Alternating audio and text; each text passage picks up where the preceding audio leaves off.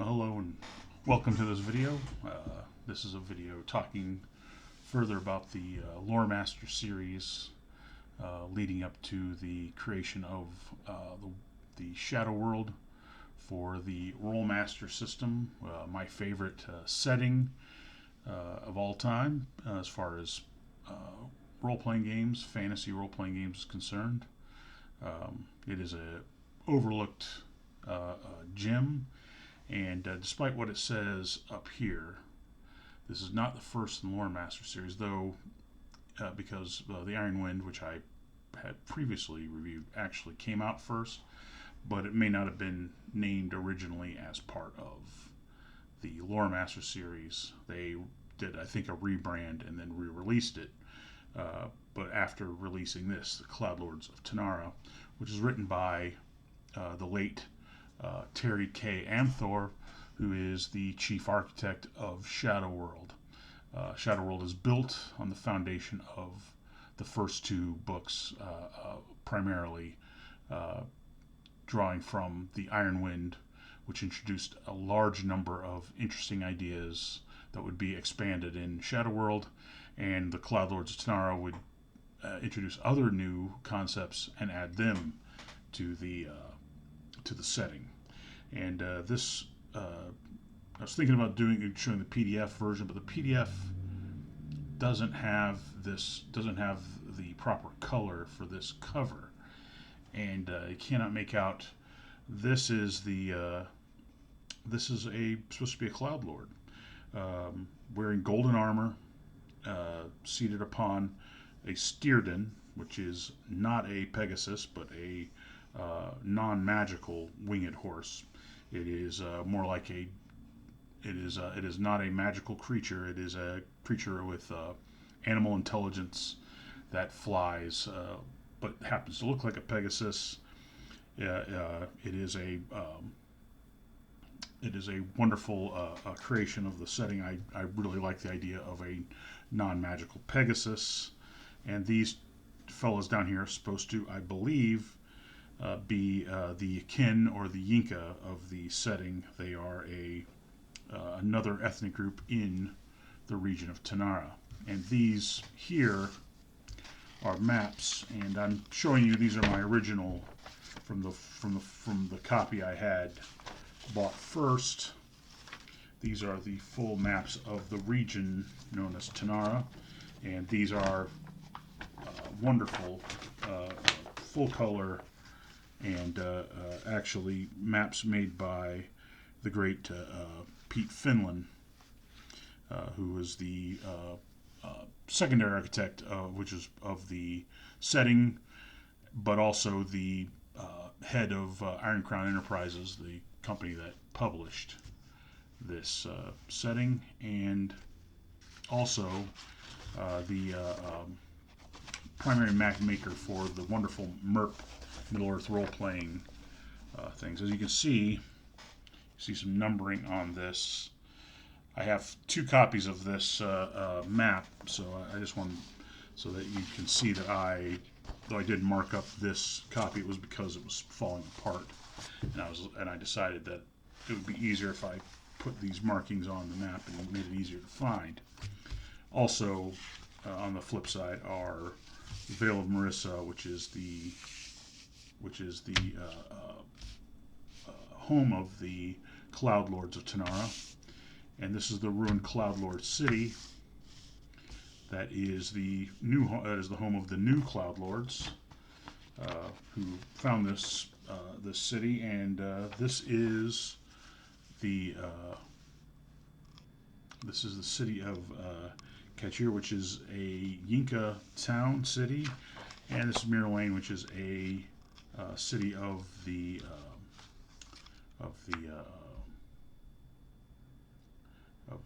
Miri. The Miri are another ethnic group.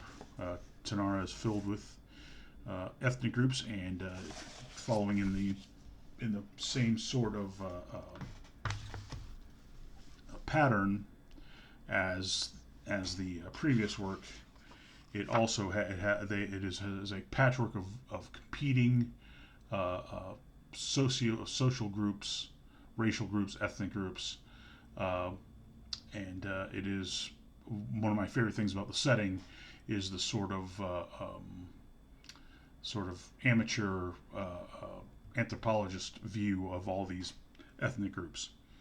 Makes them seem more real because they fit into a sort of almost scientific definition. This is a map of the Forge of the Lords of Essence, and this is a map of the Hold of the Cult of Ezran. Two important groups to this area. This is a map of the House of Trevor Arain, which is interesting as Trevor Arain is a character that pops up a bunch throughout these stories. The Arains are rulers of the Duranaki, the sort of goth emo kids of the setting. Actually, a really cool ethnicity and racial group. Again, like the Miri, the Cloudlords, and the Yakin, they are all human ethnic groups, and there are non-humans in the setting, including elves, but a lot of focus is done on these human ethnic and racial groups, which I also like because it's again it's easier to imagine yourself in the place of humans, and the setting tends not to have as much tends to have its weirdness from and its wonder being carried out through these human and hominid creatures instead of through monstrous creatures, and the effect of evil upon these human people is a big part of the setting. Here's the same map that I showed you before, only it is in black and it is in grayscale. And this is the same map, only also in grayscale and with with markings just showing elevation and the fauna. Environment of Tanara, detailed again, very much like a like an entry in a encyclopedia. And here is where you begin talking about the peoples. The Suini are a human people. They actually have elven ancestry. They are not immortal, and it's not really focusing on them too well here. My autofocus is not that great on here, but there, when I pull my hand away, kind of the Seleni are tall, fair-haired. They are a mixture of elven ancestry and the tall Miri humans of the setting. Here are the Duranaki, subterranean dwelling humans, not furtive and evil, not furtive and dark, but pale and kind of goth emo look to them. I will show you in a second what I mean by that. As there's a picture here of the Miri, the agricultural pastoralists of the setting, gigantic blonde-haired, blue-eyed men and women. The Yinka, who are, as it says, racial origins outside of Tanara. And here are the Cloud Lord people, the Ezranarans, who are descended of the Zori people of the rest of Jaimin. That background would change over the course of the development of Shadow World. But here's what I mean. There's Trevor Arain, whose house was shown at the beginning of this. Now, if you are a product of the 80s, or if you are just into 80s music, I think you might recognize the face of Trevor Arain and his hairdo. And basically, they're an entire race of Billy Idols. Yes, it's a race. Billy Idols, they bleach their hair and they color it, though they do color it too. And basically, a very punk rock, very goth punk rock aesthetic is used for these people. I think very much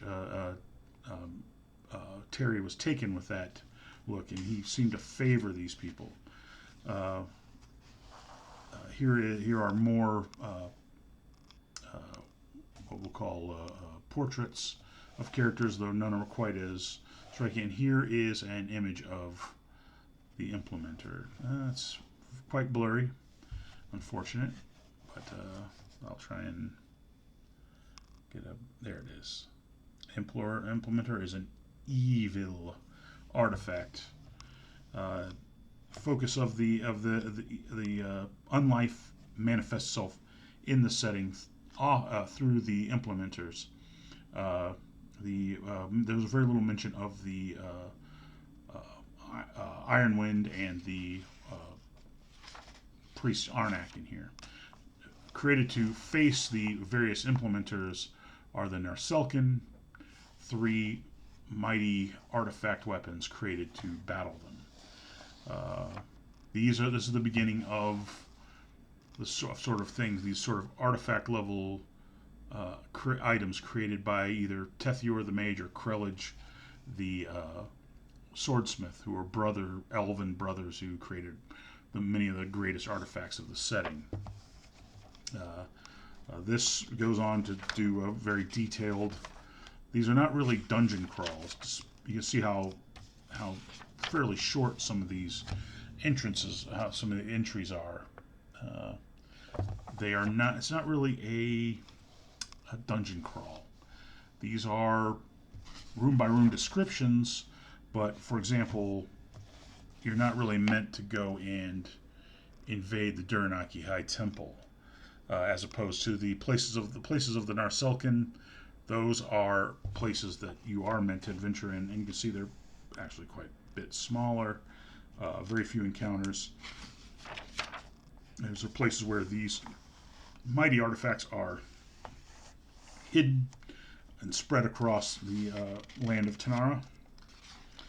And this gives you the details are about the cult of Ezran are more about I did actually run this twice more or less as a dungeon. It is not really a dungeon, and it's a headquarters of a temple. I mean, of a cult, and but the party decided to take them out directly. The villa of Randak Tarasonen, a Loremaster of the setting, and then you hear this is just. Then we get to vast number of magical items. And special equipment for groups called Thavens, which are the backbone of the Duranaki military. They are three people. One of them is Duranaki. 2 of them are Miri slaves, and they travel masked so that they do not reveal, so that they are not recognized by the Miri, who are subservient to the Duranaki. This is an image of a Kynak, though I do not really. There are other images that I prefer later on, but the Kynaks are the special weapon of the Duranaki, as are there are Kynaks and long Kynaks. The Kynaks are basically throwing daggers that deal damage as if they were rapiers in the Rolemaster system.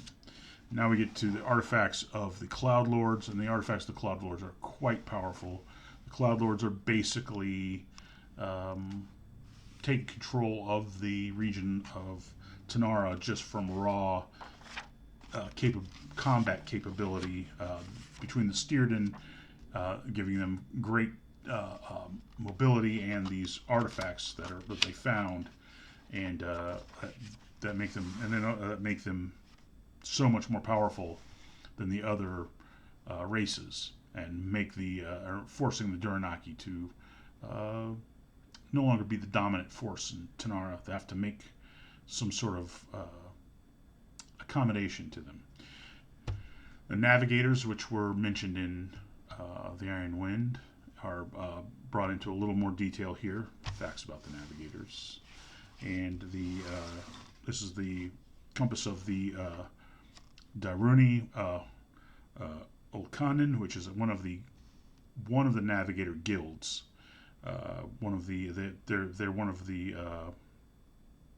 many guilds that are united under the single uh, Navigator cartel, as it were, that dominates trade and travel across the entirety of the Shadow World. Uh, there's some more mention here of some scenarios, as you can see. Not really super detailed here.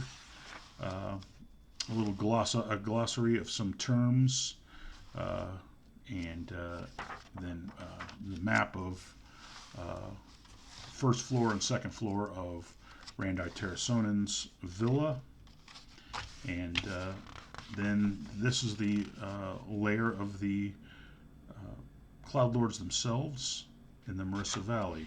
And then here at the end is the entire continent of Jaimin, which will be the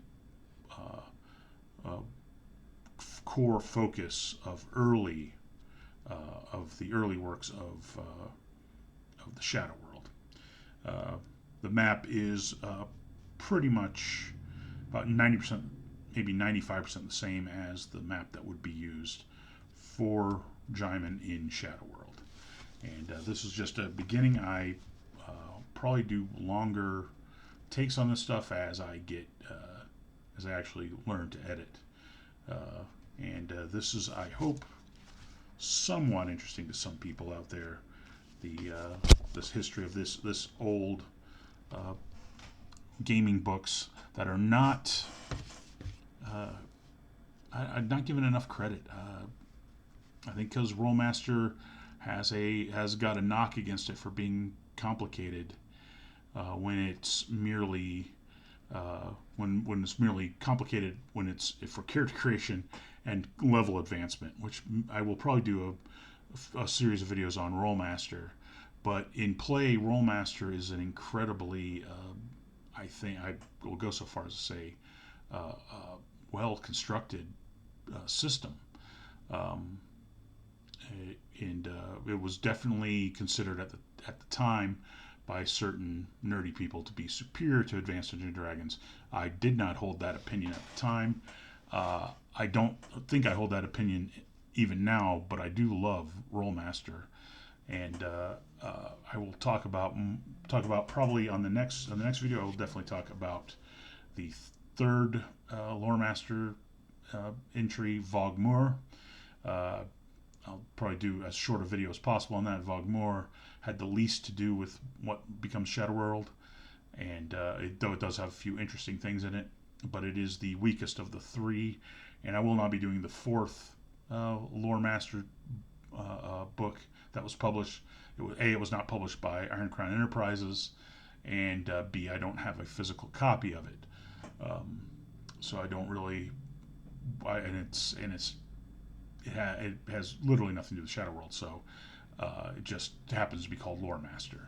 And anyway, I will do a video soon about Vogmore, and then I'll go into great detail about various aspects of the Shadow World and why I really love it.